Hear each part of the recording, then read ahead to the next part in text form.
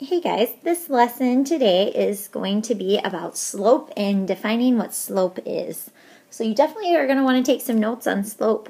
A lot of this chapter is going to deal with slope. Alright, so you've probably heard the word slope before when you're talking about a ski slope or the slope of a hill. So slope is actually a ratio that describes the steepness of a line. So it tells how steep a line is. That's what slope actually means. So when you're thinking about, like if you're riding your bike up a hill here, when you're riding a bike up a hill, you can kind of tell, well, you think to yourself, is this hill very steep or isn't it very steep? So you look at these two hills here. This one is obviously a lot steeper and harder to ride up. So you can compare the steepness of lines.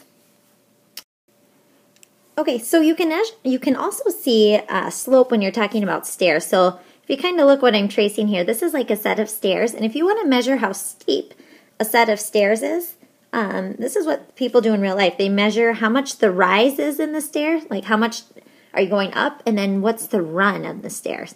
Those are the vocab words they use. So it's how much I go up and then basically how much I go over. That measurement gives you the steepness of the steps. So again, it's how much I go up compared to how much I go over. So on the next slide, I'll kind of give you the formal definition of how to find slope. All right, so slope, here is the definition. It's a ratio that describes the steepness of a line. It's also known as a rate of change or a unit rate.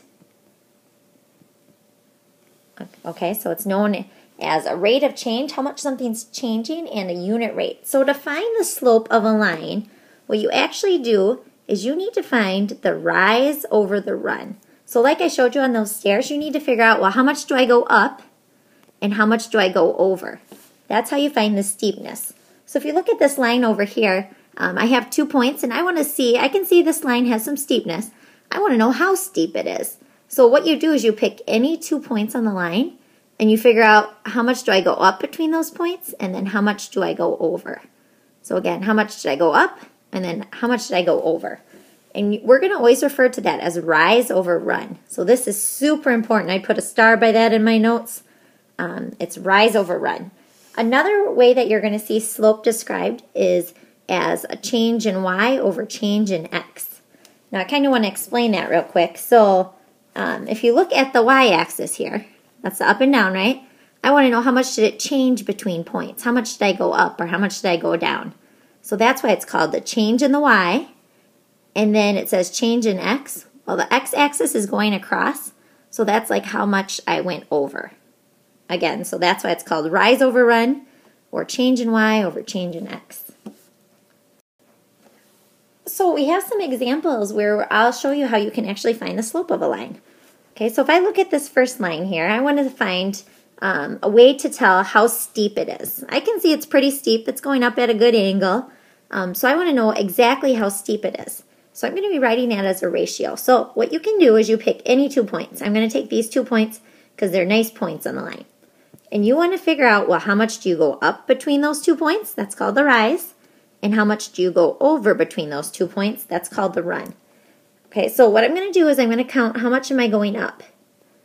Okay, now here's this point, here's this point. I'm kind of going to make like a triangle. So I'm going up 2 spaces to get to that next point. So my rise is 2. And then my run, I want to know how much did I go over. Well, I'm going to kind of count. There's 1, 2, 3, 4, 5. I went over 5 spots. So my slope of that line is 2/5. That would be the measurement used to describe how steep it is. Again, I figured out how much I went up and then how much I went over. Okay, let's look at the second line. Now this line's a little bit more steeper, it looks like. So I need to figure out, well, how much did I go up and over between those 2 points? Okay, now I want to point out, you need to look when you're counting how much you go up and over, you need to actually look what your graph is counting by. Look here, mine is counting by 2's this time, going up, and it's counting by 1's going over. So I'm going to take my 2 points. Here's my first one. I need to figure out, well, how much did I actually go up here? It looks like 1.5, but you have to really think, well, this is really 3 where it started, and it went up to 6. So how much do you go up from 3 to 6? Well, that's going up 3. So that's my rise. And then how much did I go over? Well, I'm counting by ones across here, so it really only went over 1. So my slope is 3 over 1, which is also the same as 3. So this line is a little bit steeper. It has a bigger slope. 3 is actually bigger than 2/5, right? So that's why this slope is a little bit steeper. Okay, I have 2 lines here. I want you guys to see if you can find the slope of these 2 lines. Now, just as a reminder, it's rise over run.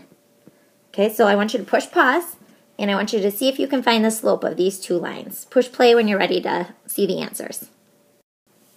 Okay, now that you've tried it out, let's go ahead and look at this first line. You see these 2 points here? So first thing I always look at is I'm counting by ones both ways. So I can actually just count kind of normally. So I'm going up 1, 2. So my rise is 2 for this line. And then I'm going over, let's count 1, 2, 3, 4, 5, 6. I went over 6. So my slope is 2/6.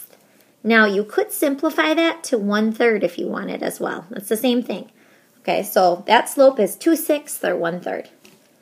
Okay, let's look at number 4 here. Okay, I got 2 points here. Again, I got to figure out, well, how much should I go up between those? So again, if it helps you to draw a little triangle in, usually that's called like a slope triangle, do that. So I went up 1. And you guys see, I'm kind of stopping like at the intersections when I'm counting how much. So I went up 1, 2, 3, 4, 5, 6. So there's my rise. And then I went over 1, 2, 3. That's my run. So my slope is 6 over 3, which is actually the same as, think, what's 6 divided by 3? That's the same as 2 over 1. So there's my slope. And again, if you look at these 2 lines, this line is a lot steeper. That's why it has a bigger slope. 2 is definitely bigger than 1/3. This line is not very steep. If I was riding my bike up it, wouldn't be too bad. But this line, this is a lot harder. It's a lot steeper to go up. That's why the number is a little bit bigger. Okay, now I want to show you another example of a couple lines that don't actually have nice dots on the lines. Okay, so they don't really have nice points like labeled. Like this is not a very nice point right here.